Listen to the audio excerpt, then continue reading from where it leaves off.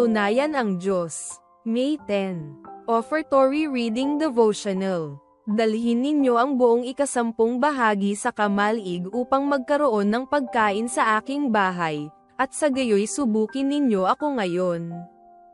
Sabi ng Panginoon ng mga hukbo. Tingnan ninyo kung hindi ko bubuksan para sa inyo ang mga bintana ng langit, at ibubuhos ko sa inyo ang isang pagpapala na walang sapat na kalalagyan. Malakias Kapitulo 3 Versikulo 10. Noong 2022, si Doreen, hindi niya tunay na pangalan, ay naninirahan kasama ang kanyang asawa at ang kanilang maliit na anak na babae sa Livingstone, ang tourist capital ng Zambia. Taon-taon, ang Livingstone ay tumatanggap ng libo-libong turista mula sa iba't ibang panig ng mundo na dumarating upang makita ang kahanga-hangang Victoria Falls. Isang araw, tinalakay ni Doreen at ng kanyang asawa ang pangangailangang itaas ang halaga ng kanilang handog. Pagkatapos ng mahabang talakayan, nagkasundo silang magbigay ng 10% bilang karagdagan sa kanilang handog, bukod sa ikapo. Ito ay isang matapang na pasya. Hindi naging madali ang mga bagay dahil nabubuhay lamang sila sa isang sweldo ng kanyang asawa bilang isang guro.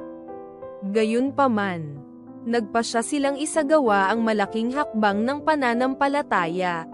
Ang bagong pamahalaan na kahahalal pa lang ay naglathala ng mga trabaho para sa mga guro.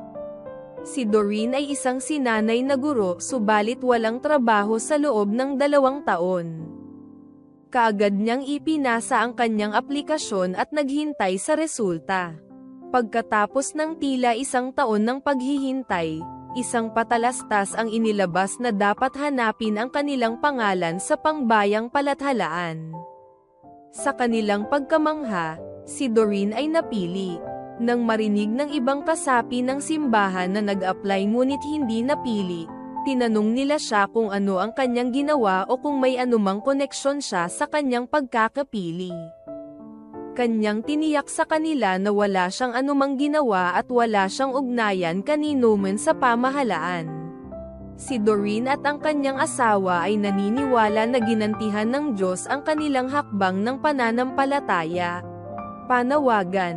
Hinahamon ko kayong lumundag sa pananampalataya at subukin ang Diyos. Ang Diyos ay tapat. Magbigay ng ikapo at ng pinakamabuting handog batay sa porsyento, at subaybayan kung hindi niya tutuparin ang kanyang pangako tulad ng nakasaad sa Malakias Kapitulo 3 Versikulo 10. Sa pagbabalik natin ng ating mga ikapo at mga pangakong handog ay ilagay natin sa huli ang ating mga hangarin, at unahin ang Diyos.